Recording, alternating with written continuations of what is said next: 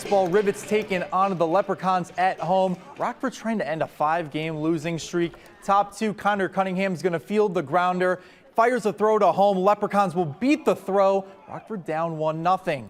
Rivets now trail 3-1, bottom three. Cade Climie hitting a blooper here into the outfield. This is going to bring in Cunningham. Now the Rivets trail 3-2. Leprechauns, though, would increase their lead in the fifth with not one but two more runs. Rivets now trail 5-2, but not for long.